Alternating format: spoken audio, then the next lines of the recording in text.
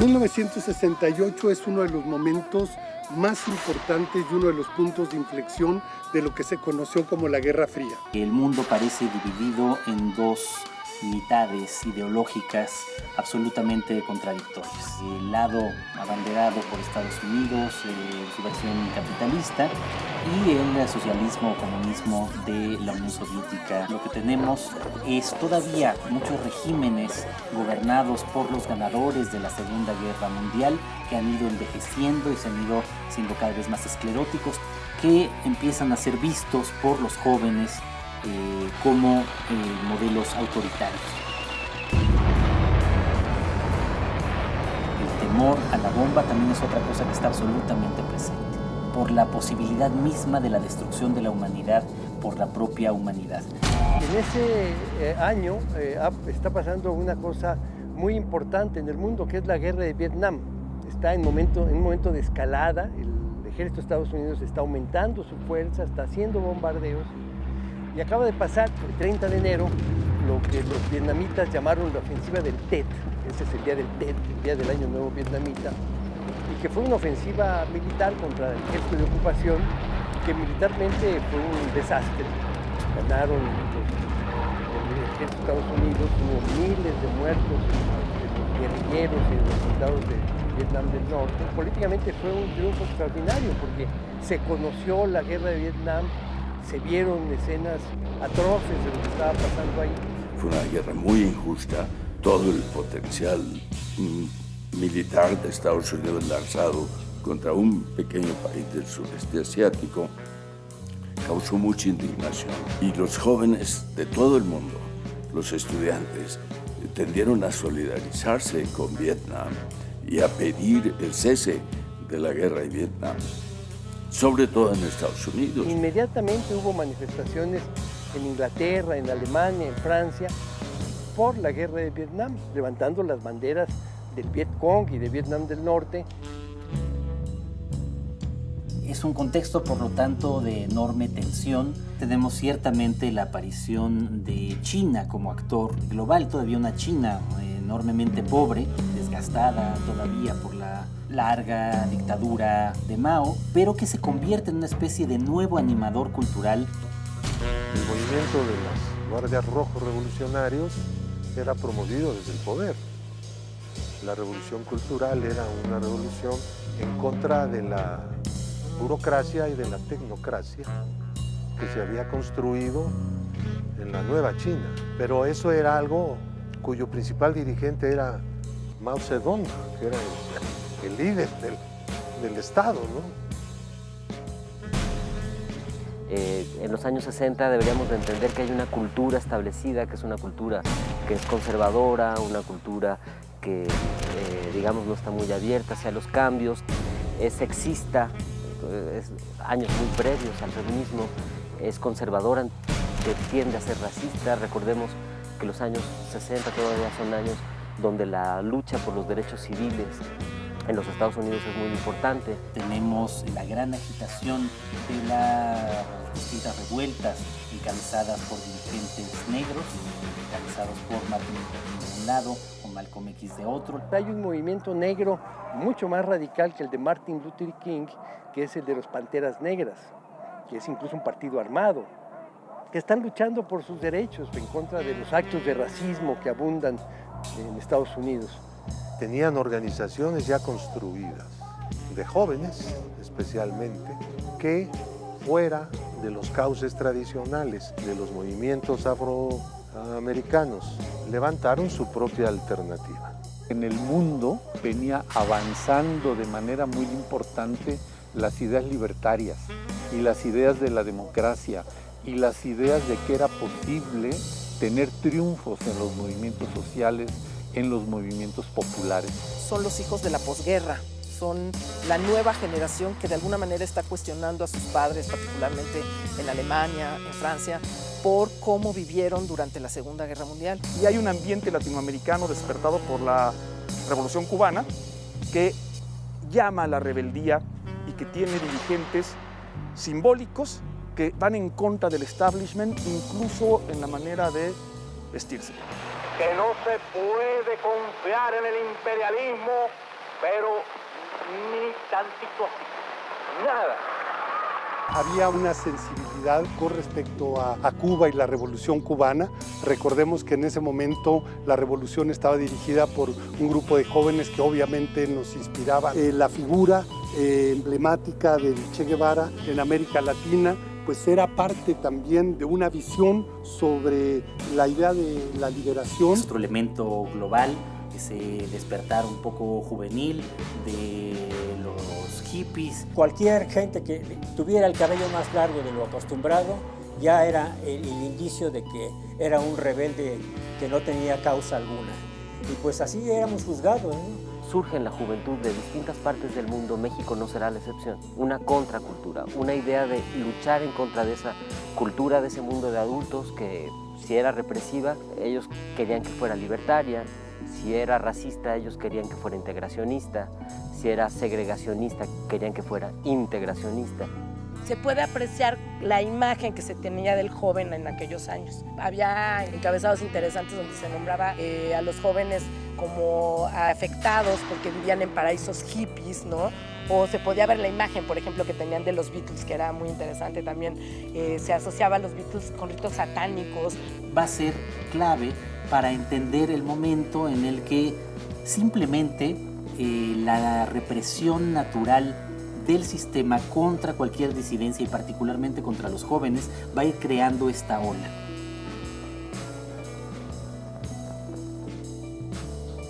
Se trata de un contexto económico de bonanza para la mayoría de los países capitalistas particularmente. También está marcado por una primera ola de globalización. Son los medios de comunicación que por primera vez permiten ese contacto tan rápido y por lo tanto también esta contaminación de las inquietudes que ya no son solamente locales, sino que se vuelven también globales. No había internet, no había computadoras, no había celulares, había teletipos, ¿no? Era lo máximo, y fax. Necesariamente estamos hablando de una sociedad donde si no estaba plena y correctamente informada, sí estaba expuesta a una serie de estímulos que estaban llegando por los medios de comunicación y por la comunicación verbal entre las personas. El México del 68 vive al mismo tiempo las tensiones propias del mundo de la época. No deja de ser México otro escenario más de la Guerra Fría, con este antagonismo entre ese orden bipolar, comunista, capitalista. El país se había visto beneficiado de la Segunda Guerra Mundial y de la Guerra de Corea. El proceso de sustitución de importaciones que había iniciado el gobierno había rendido frutos. Fue el que pasó, que nos llevó de ser un país fundamentalmente agrícola a ser un país semi-industrializado. En términos económicos, pues es el milagro mexicano, es unas tasas de desarrollo y de crecimiento y tal. Tasas del 6 al 9% anual durante muchos años ya sostenidos, elevación de los niveles de vida de los trabajadores, elevación de los niveles de consumo.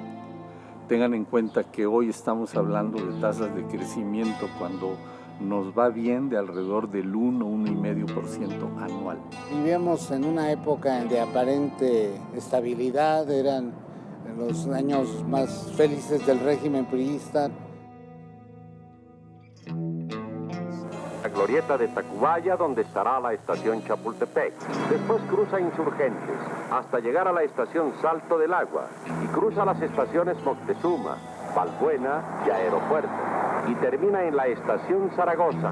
Una suerte de calma y de paz social obtenida sobre todo por los años de crecimiento. Y es tanto que se puede permitir hacer la gran fiesta y su inserción al mundo moderno, ¿no? Y hacer alarde de los logros alcanzados.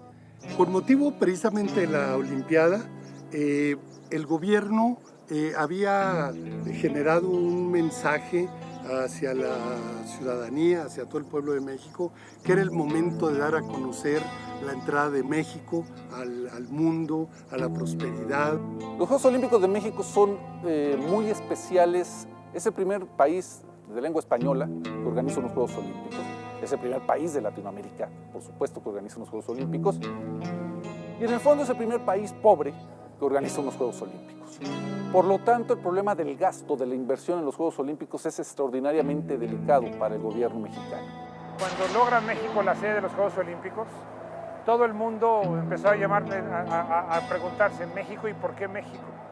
Un país en vías de desarrollo. Los Juegos Olímpicos habían sido siempre en países y en ciudades desarrolladas, casi todas en Europa, Estados Unidos, habían sido en Australia y en Japón. Díaz Ordaz hace todas las maniobras posibles y se dan las circunstancias para que un personaje tan notable en términos de la historia de la arquitectura mexicana, pero también en términos de la historia de la planificación en México, asuma el liderazgo de los Juegos, y ese es Pedro Ramírez Vázquez. Ha habido un gran rechazo. El primer reto es rescatar la confianza de que lo podemos hacer y hay que demostrarlo de inmediato. La gran contribución de Ramírez Vázquez es que adapta los Juegos a las condiciones de la Ciudad de México. Casi medio centenar de diplomáticos de las misiones acreditadas en México realizaron una visita a las instalaciones que se están construyendo para los Juegos Olímpicos en la capital mexicana. Se construyen el menor número posible de obras olímpicas. El Estadio Olímpico ya estaba disponible, había un estadio de fútbol, se adaptan una buena cantidad de instalaciones como el Teatro de los Insurgentes, como la pista de hielo, y se construye solamente aquello que es imprescindible construir. Se construye la alberca olímpica, el gimnasio Juan de la Barrera, se construye el Palacio de los Deportes porque no hay un lugar para el básquetbol, y se construye la pista de Cuemanco. Cuando recibo este encargo, me entero que en las Olimpiadas griegas había 7 competencias deportivas y 7 eventos culturales. Si esto ya no se ha hecho, vamos a rescatar la Olimpiada Cultural Griega. Recoge una antigua idea de hace 2000 y más años de una Olimpiada Cultural, de los poetas y los escritores y los oradores y los músicos, y crea unos 20 eventos culturales, así haciendo la Olimpiada de México, no 20 deportivos, pero 40 en total. La Olimpiada Cultural no trató de proyectar una imagen idiosincrática de México al mundo, no trató de proyectar una imagen nacionalista de México ante el mundo. Para sorpresa de todos, lo que trató fue traer el mundo a México, construir un museo del mundo en la Ciudad de México. Este programa olímpico abarcaba todo el año. El propósito era ligar el área olímpica del estadio y de la Villa Olímpica con la competencia de Cuemanco en Xochimilco. Esa era la ruta. Pues estaba de moda que habían hecho el periférico y entonces iba a haber unas esculturas, iba a ser muy internacional.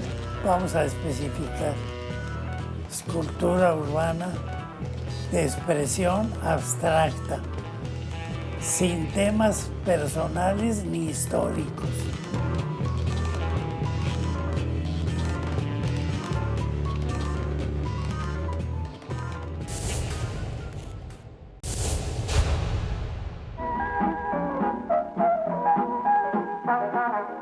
Enclavado en la bella zona residencial al sur de la ciudad, muy cerca de la glorieta Riviera, se encuentra el centro comercial Plaza Universidad, donde se ha congregado un conjunto de agradables y acogedoras tiendas, así como restaurantes, peluquerías, cine, bancos y otros establecimientos que proporcionan al visitante todo tipo de servicios con las mayores comodidades y en un cálido ambiente de grata hospitalidad. La sociedad mexicana se empezaba a preguntar si esos años de crecimiento glorioso y esa ampliación que había habido de la clase media era todo el horizonte al que el país podía llegar. Esos beneficios dejaban fuera a sectores cada vez más amplios de la población.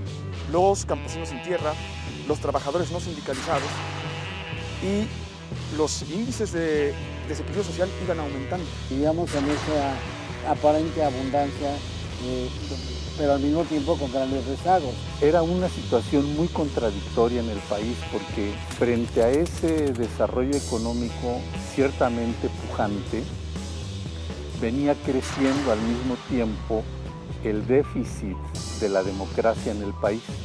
Es el momento claramente, digamos, ya de consolidación absoluta del régimen de la revolución, ya para entonces articulado en el Partido Revolucionario Institucional, con sus modos y sus maneras de ejercer el poder. Un partido hegemónico que controla absolutamente los espacios políticos completos del país, sean las cámaras, la presidencia, todos los gobiernos estatales, pero también los medios, los sindicatos, las patronales. México era aparentemente un país democrático, ¿no? Según todos los estudios de las ciencias políticas, entraba directamente en los países democráticos, había elecciones, había varios partidos políticos. Sin embargo, en la realidad, la democracia no estaba presente. Era un país dormido, básicamente, ¿no? Es decir, era el país perfecto porque el gobierno mantenía controladas totalmente todas las fuerzas sociales del país. Es decir, los obreros, los campesinos, todas las organizaciones populares agrupaban y controlaban lo mismo a los voceadores que a los boleros, que a todo el mundo. Pareciera como si el PRI hubiera decretado que era eterno y que era todo. No solo somos el 100%, sino somos eternos. Y esto estaba ahí, esta sensación de ahogo, de asfixia, de falta de oxígeno. Lo que se vivía era un Estado autoritario, no fascista, pero sí autoritario, que censuraba las expresiones libres en el arte, en la literatura, en la ciencia, en la academia. Teníamos un régimen político muy represivo. Yo diría que era un despotismo ya bastante exacerbado. Se perseguían las huelgas, había muchos presos políticos, no había libertad de asociación, no había libertad de manifestación. Decían que te aplicaban las 3 reglas, ¿no? El encierro, el destierro o el entierro. Esa era su manera de gobernar. Y la corrupción y la manipulación de los sindicatos y de los trabajadores. Cualquier protesta de carácter sindical, de un periodista, de un pensamiento crítico en el arte, en la cultura, era visto como una conspiración que venía de Cuba o de la Unión Soviética. El gobierno ya veía a los jóvenes a un adversario potencial. De repente llegaban 500 granaderos a la colonia Portales a hacer una racia y a cuanto joven encontraba lo detenían. Eran llevados sin mediación alguna a la cárcel. Algunos eran detenidos durante semanas y a veces hasta meses sin ningún juicio o procedimiento judicial que lo justifique.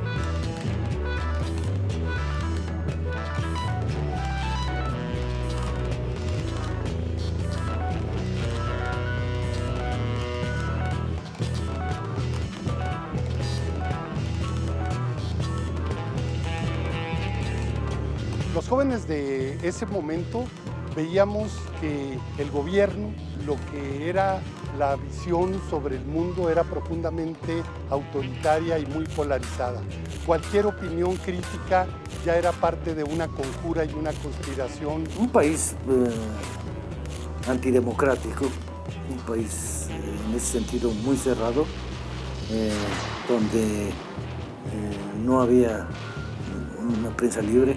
En los medios de comunicación, la prensa particularmente estaba totalmente sometida a lo que eran las versiones y los boletines oficiales. Era muy difícil saltarse cierta normativa porque el Estado inmediatamente ejercía el control, sobre todo con la distribución de papel. Había películas censuradas que simplemente se impedía que se ofrecieran, se presentaran en las salas. La sombra del caudillo, por ejemplo, Los olvidados del Luis Buñuel, una obra de teatro en la cual una actriz aparecía desnuda en el escenario por un segundo, era inmediatamente intervenida por la policía que entraba a la sala del teatro y detenía a los actores. Nada más para que tengas una idea de la cerrazón que había en ese momento en México. La película de los Vikings la prohibieron en todos los cines comerciales. En la declaración de la censura. Los jóvenes, como son inmaduros, se van a sentir demasiado sublevados por esa música, la desastrosa de los Beatles, ¿no? Entonces, ese era el ambiente represivo, digamos. Es en el México de Gustavo Díaz Ordaz, un presidente mucho más autoritario. En sus épocas de abogado joven era el actuario que desalojaba personas de las casas, o sea, siempre había este elemento de violencia en su personalidad. Gozaba de una fama de hombre muy duro, muy inteligente y muy entregado a su propio protagonismo político. Un presidente casi monárquico al que no se le podía criticar. Díaz Ordaz no era muy querido, no era un presidente querido. Es un presidente mucho más torpe, mucho más asustadizo y mucho más manipulable por sus subordinados de lo que la leyenda en un principio había creado del propio Díaz Ordaz. La personalidad de Díaz Ordaz estaba ya imbuida de esta paranoia, digamos, ¿no? Del comunismo internacional, del sabotaje a México. Era un hombre que le importaban en demasía los símbolos y las formas y dejaba de lado las cuestiones esenciales, quizás las cuestiones más saludables para la paz de la República. Y eso está condicionado por los grupos de poder que lo llevan a la presidencia. Esa vida política se reproducía en las familias. Yo creo que esa es una de las claves del 68. La autoridad del paterfamilias era casi incuestionable, ¿sí? Y ese esquema autoritario bajaba culturalmente a las familias. Y hay una suerte de jerarquía, incluso yo diría hasta de autoritarismo en lo familiar. De un lado tenemos una llegada masiva de jóvenes que por primera vez en la historia de sus familias pudieron entrar a la universidad. Y de pronto aprende, entiende, toma conciencia y regresa a la casa a hablar con los padres, con los tíos, que exigen un trato como el que había antes. Los estudiantes únicamente se debían dedicar a estudiar y aceptar los cánones y los principios de los mayores. En ese sentido también existía una profunda brecha y confrontación generacional que se expresaba hasta en la forma de vestir. De pronto los jóvenes empiezan a ser vistos como un nuevo sujeto para el consumo capitalista en el mundo. Hay películas para los jóvenes, hay ropa para los jóvenes, surge la minifalda, va a haber toda la píldora, en fin, una serie de movimientos que también son importantes tomar en cuenta.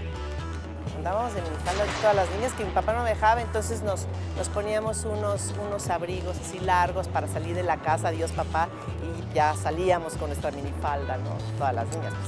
Las mujeres, por ejemplo, quieren un trato digno, distinto al que habían recibido antes. Había machismo, había una gran diferencia en los roles de género que actualmente se vive, ¿sí? Las mujeres no podían hacer las cosas que hacen normalmente los hombres, o las cosas que hacen hoy, llegar a las 3 de la mañana a tu casa. Hay cada vez más mujeres en las aulas, cada vez más mujeres entrando al ámbito universitario y no están dispuestas a ser tratadas como si fueran personas con minusvalía. Había varios círculos de estudio, éramos grupos de compañeros que nos poníamos a discutir libros, discutíamos sobre lo que nosotros creíamos, la problemática del país, cómo resolverlo. Desde el 67 empezaron a verse más las búsquedas en el plano de las nuevas estéticas, de las nuevas corrientes artísticas que nos interesaban a los jóvenes. Vivíamos todo un ambiente importante, cultural, muy activo, ¿no? Estábamos pendientes de los recitales de poesía, de literatura, de la nueva canción. Hay gente que está interpretando nuevas maneras o interpretando la juventud de maneras diferentes en el contexto de lo musical. Estaba en ese tiempo toda la música de los Beatles, de Rolling Stone, andaban en juego las canciones de protesta que se le llamaban, ¿no? Tenemos desde a Óscar Chávez, a Judith Reyes, a Javier Batis. Estuvo Pete Seeger en un gran concierto que llenó todo el patio de la Academia de San Carlos. Ya habían vivido la ruptura de muchos patrones culturales, no solamente en el ámbito de la vida nocturna, en el ocio, no solamente en la música, sino también en el teatro, en el cine, en la plástica. Estábamos al pendiente de lo que ocurría en el nuevo cine, habíamos vivido las sesiones del cineclub, principalmente los de la universidad. El Politécnico también tenía un cineclub importante. El cine mexicano de esos años retrata de maneras muy diversas estas imágenes, ¿no? Desde Los Caifanes, las películas de Luis Buñuel, retratan toda esta situación paradigmática y los cambios que se están dando en ese momento. Neorrealismo, nueva ola francesa, free cinema inglés, joven cine alemán. Es decir, había una cantidad de movimientos que estaban volteando a ver una problemática real. Es la primera vez en que el gremio se va a unir para defender ciertas causas. Todo eso, pues de alguna manera se contraponía con el folclore tradicionalista que propiciaba el gobierno, ¿no? Para fomentar el nacionalismo mexicano. Era el nacionalismo que ellos pretendían que debíamos arropar, pero nosotros no estábamos de acuerdo en eso. Sin embargo, no estábamos por ser antimexicanos, ¿no? Éramos tan mexicanos como ellos, ¿no? Sino que había otras maneras de expresarse.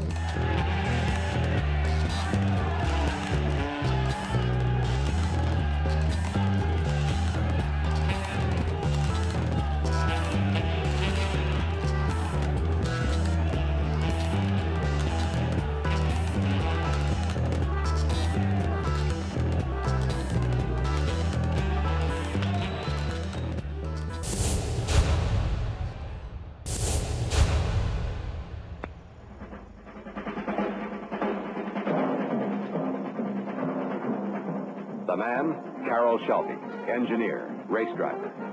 The car, the Shelby Mustang GT.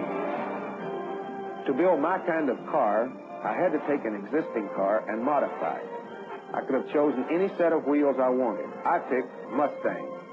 Mustang is style right, lean and strong looking, not fat and round. And Mustang has that long list of features and options. I'll tell you, when it comes to imitations, I've seen some, but competition for the original, I haven't seen any. Only Mustang makes it happen. These aren't just words, it's a fact.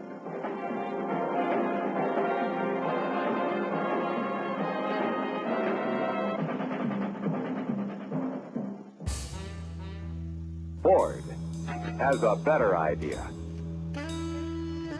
Es que la gente joven ya no se conforma a vivir dentro de las estructuras rígidas de las que la gente grande, vieja, se las ha impuesto. La gente joven ya no quiere vivir como el mundo que ha heredado, ¿no? Que es un mundo que no está bien. Está claro que es una nueva generación, son los nacidos poco después de la guerra, en el mundo se conoce como los baby boomers, que llegan a ocupar su lugar en la edad adulta y sí se topa con una sociedad con la que no se entienden muy bien. Era un ambiente, digamos, mezclado entre estabilidad de clases medias, ascensos de clases medias, pero al mismo tiempo de mucha inestabilidad política. Precisamente cuando mejora la situación económica es cuando vienen estas protestas, ¿no? Cuando se toma conciencia de que hay otro camino.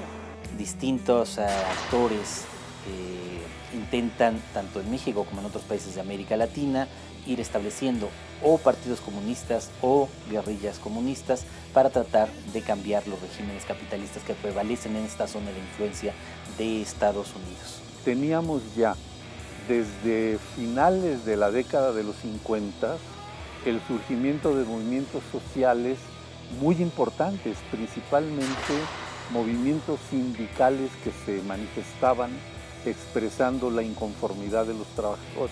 Tenemos que pensar, por ejemplo, en el movimiento del magisterio a finales de los 50 y principios de los años 60, donde la lucha era principalmente por libertad sindical.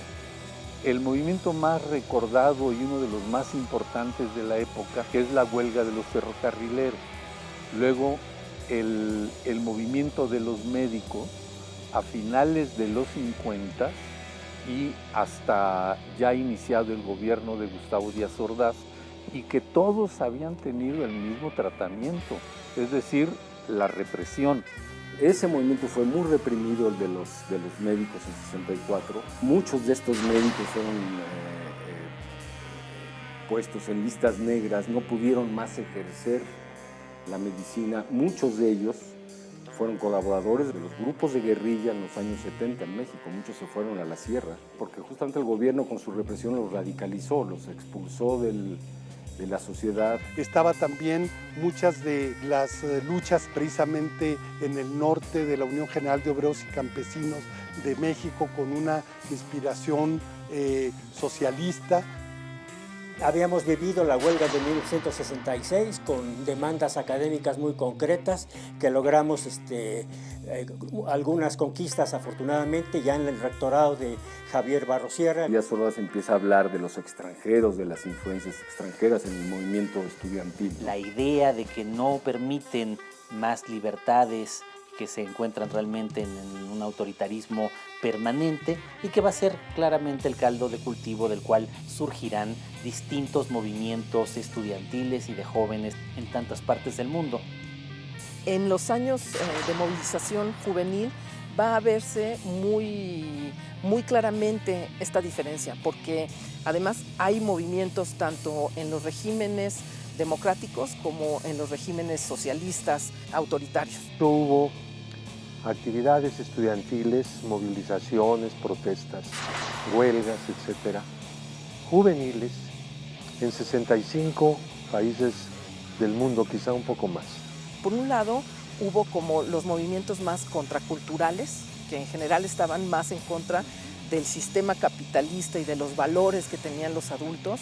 Y por el otro lado están los movimientos estudiantiles que iban en contra de los regímenes autoritarios, que sería más el caso de México, aunque nunca queda del todo claro si vivíamos en una democracia o en un régimen autoritario o una cosa en medio. 67 y 68 son años donde de golpe una generación de jóvenes en todo el mundo sale a las calles a manifestar esa sensación de malestar. Como el checoslovaco, que está vinculado a un cambio de gobierno que se produce y un apoyo enorme del estudiantado a la nueva perspectiva política que se abrió.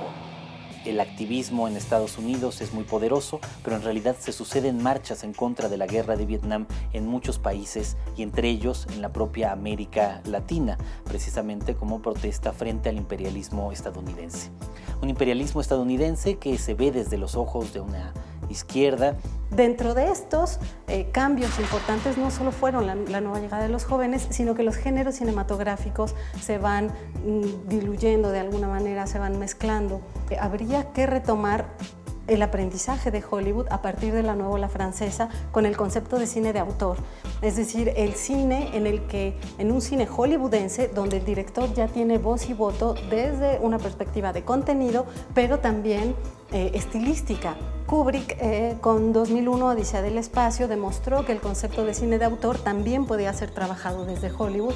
Película interesantísima que además rompe con un esquema de un cine de ciencia ficción poco creíble. Esta es una película que además tiene un sustento científico y que era bastante creíble, ¿no?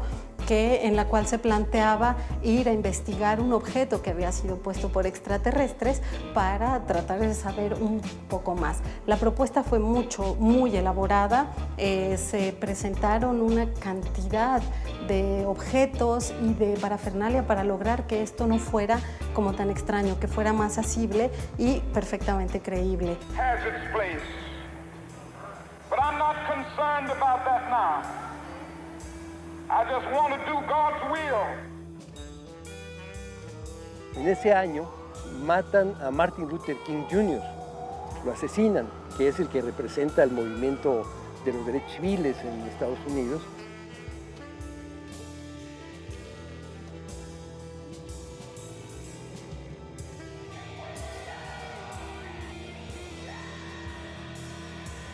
En Alemania empezó en Berlín con una manifestación en contra de una visita del Shah de Irán, y luego hubo reivindicaciones academicistas, pero en principio el detonador fue una protesta de índole política. En Francia, motivos internos, surgió una rebelión estudiantil. El Mayo francés que desata esta crisis enorme en Francia para el general de Gaulle. Adquirió una gran repercusión internacional, fue, digamos, un modelo de revuelta estudiantil para todos, porque allí, más que una consigna política estricta o partidista o ideológica, era un movimiento libertario, ¿no? Es decir, todas estas consignas, prohibido prohibir, haz el amor, no la guerra. Hay un mitin muy famoso ahí en París de los estudiantes, llega la policía y los rodea, y entonces Cohn-Bendit toma el micrófono y les dice: no, señores policías, hoy no va a haber enfrentamientos, hoy estamos planeando cómo mañana va a haber enfrentamientos, pero no se adelante, vénganse mañana. Y dio lugar a una protesta estudiantil muy ilustrada,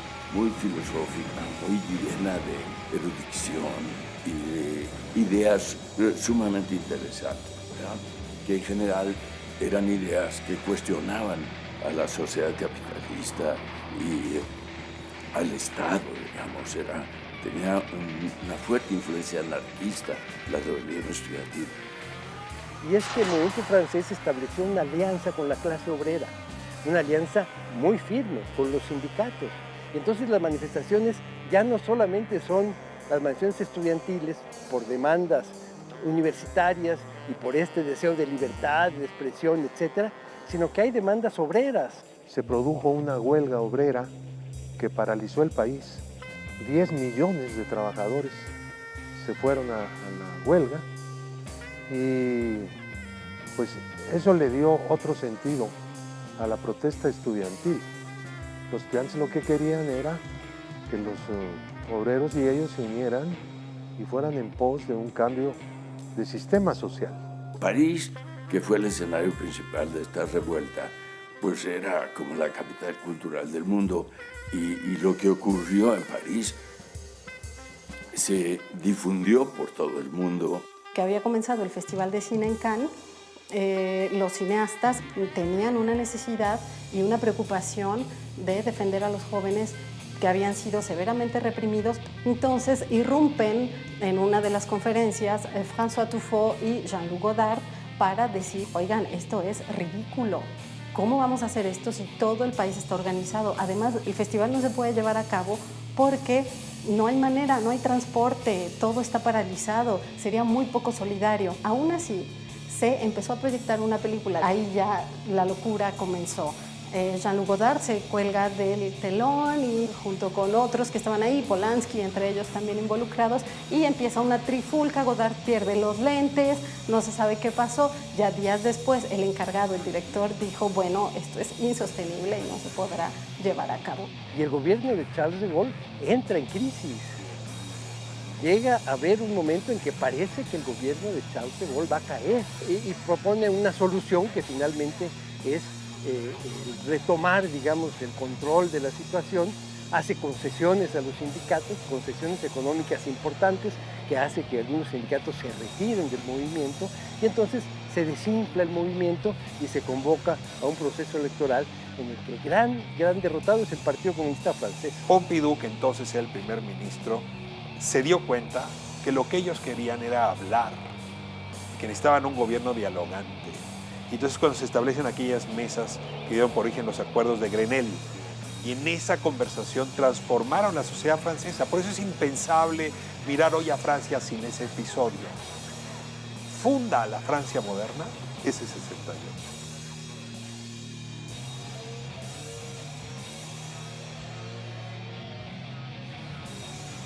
We lost Bobby Kennedy. It was, there were so many things that were happening.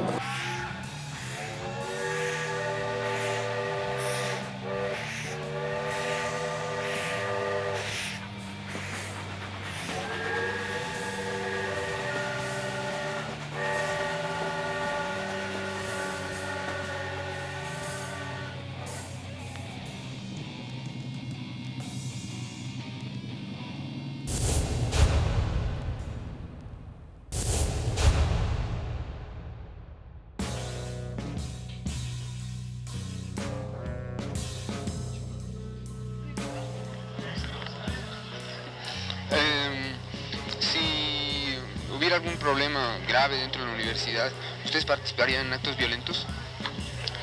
No creo que los actos violentos sean precisamente la manera de solucionar los problemas, pero en última instancia es posible. ¿Usted participaría directamente? ¿Por qué no? ¿Piensa usted que los actos que violentos que se han suscitado dentro de la universidad han sido actos motivados por intereses extrauniversitarios? Pues yo diría que sí. No son tan universitarios como pretenden parecerse. Si no se puede entablar un diálogo, es necesaria la violencia, indudablemente. Entonces sí participarían en un acto violento. Si no se pudiera hacer un diálogo, así en condiciones tales que fuera imposible, sí, estaría de acuerdo. ¿Piensan ustedes que los actos violentos que ha habido dentro de la universidad han sido actos motivados por intereses extraños a los intereses universitarios? En parte. Algunos. Pero algunos, no todos. Es decir, por ejemplo, ¿cuáles? Yo creo que tienen dos aspectos, ¿no? Uno es el de que sí hay agentes externos y otro es que son motivados por causas internas. Lo que más hemos encontrado es una apatía tremenda. La gente, en primer lugar, no se deja entrevistar. Y cuando se deja entrevistar, viene a decir sandeces, ¿no? Hay una película muy interesante que filmaron Alfredo Yoscovich, Leobardo López Arreche, meses antes del movimiento estudiantil de 1968. Son unas entrevistas que se realizan en la explanada de Ciudad Universitaria, donde Yoscovich va preguntándole a los estudiantes sobre la circunstancia estudiantil del momento. Lo que sí nos da esta filmación es muy bien el tono de la época, el tono contracultural, el tono político, de inquietud política. Habría lo que podrías llamar una especie de núcleo militante en 20 o 30 escuelas de enseñanza media y enseñanza superior del país. Yo creo que sobre todo era la UNAM el escenario donde más impacto tuvo el exterior o las experiencias exteriores como la guerra de Vietnam o el Mayo francés.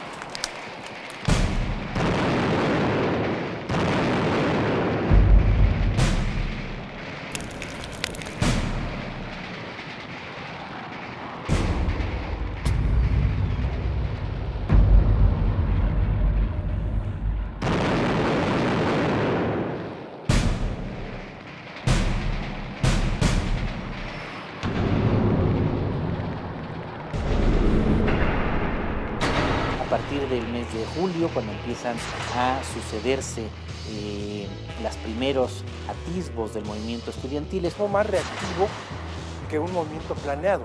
Todo sucede por un accidente, por un pleito entre dos escuelas.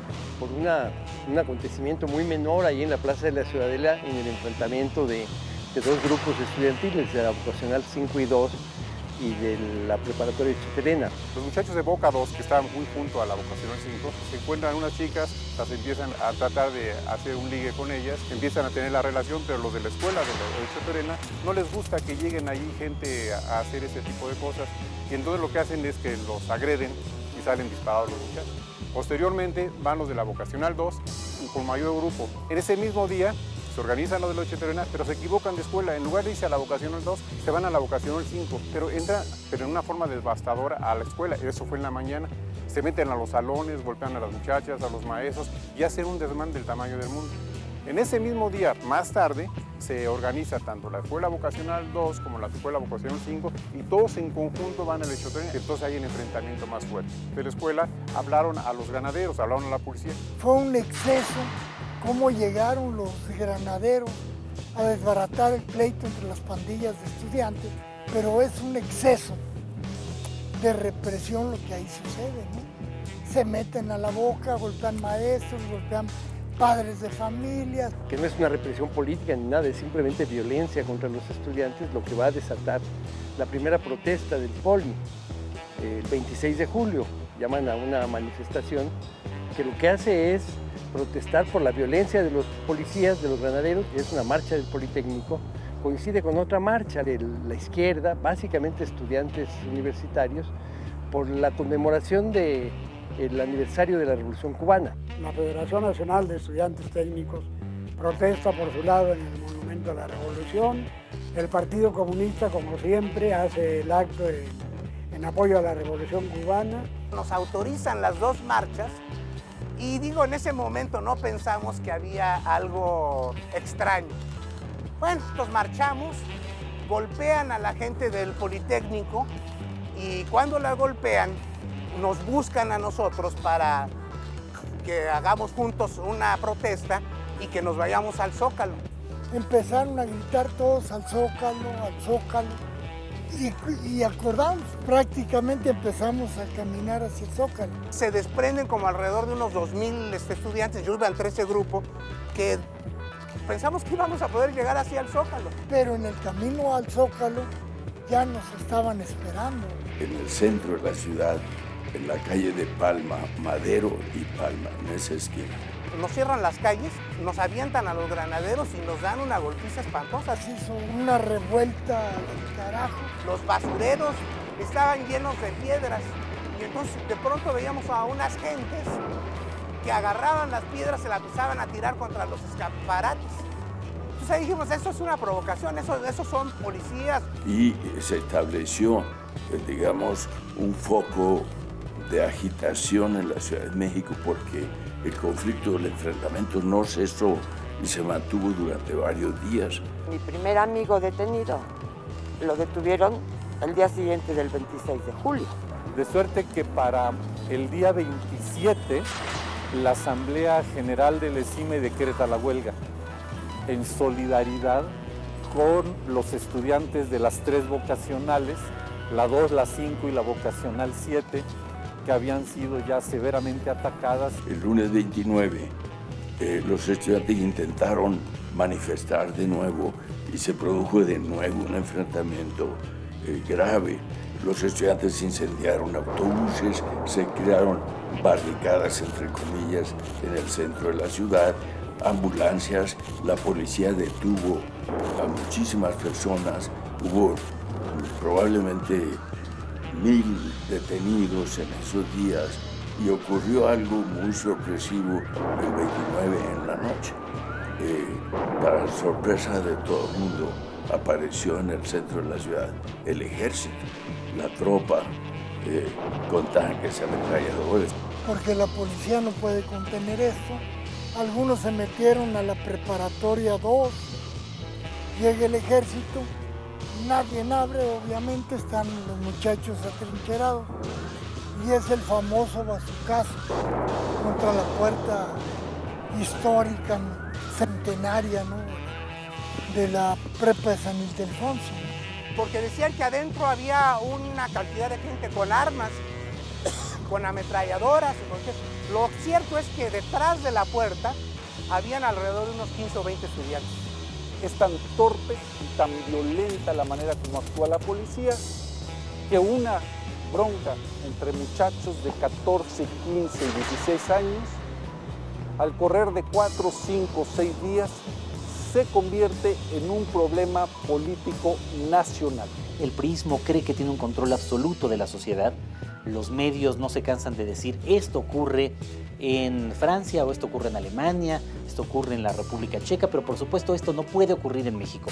¿Qué pasa con presidentes como De Gaulle o como Díaz Ordaz en México que no podían entender este cambio en la manera de relacionarse de los más jóvenes?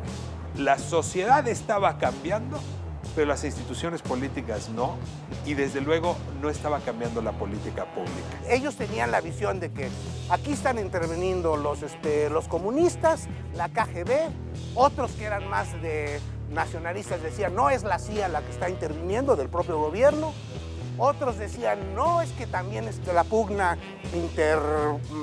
interburocrática para ver quién va a ser el candidato presidencial. Total que se quedaron con una teoría de la conspiración y eso es lo que básicamente Díaz Ordaz tenía como visión y por eso nunca supieron negociar bien con el movimiento. Y luego la lógica va a ser siempre la misma a lo largo del movimiento. A la represión le sigue una protesta por la represión que va a ser tratada con nueva represión. Este modelo autoritario de crecimiento visible pero muy excluyente, ¿sí?, que está llegando a su límite, que se reproduce a nivel de la vida cotidiana en las familias, es para mí el contexto clave y el detonante de la revuelta estudiantil. Quizá la lucha contra el autoritarismo era una especie de común denominador. El caso de México del 68 es completamente inseparable de una visión universal de 1968. Y eso es importante porque, paradójicamente, era uno de los grandes objetivos de organizar unos Juegos Olímpicos en México, que México compartiera una cierta agenda con el resto del mundo. Las causas de los movimientos estudiantiles son muy diversas en todas partes del mundo. Lo fantástico es la simultaneidad, lo fantástico que hayan sido todos en el mismo año y que los actores políticos fueran los mismos, los estudiantes. Son jóvenes que querían una mejor calidad de vida, donde la dignidad del individuo se reconocía de una forma distinta. Y eso es lo que observamos en Colombia y lo vemos desde luego en San Francisco, se encuentra en México. Ese es el Mayo francés. Nosotros considerábamos que esa solidaridad y esa identidad de los jóvenes era mundial y era evidentemente también cultural, porque era como el rechazo a recibir un mundo donde las formas autoritarias, las formas violentas, las formas retrógradas prevalecían en el mundo. Sí habrá que entender a los 68 como un movimiento cultural. Está buscando cambiar los mapas mentales, las relaciones con el poder, cambiar el tipo de jerarquías en la escuela, en la casa, en la sociedad con respecto a la ley. Sí es una readecuación del espacio público a partir de la entrada de esta generación.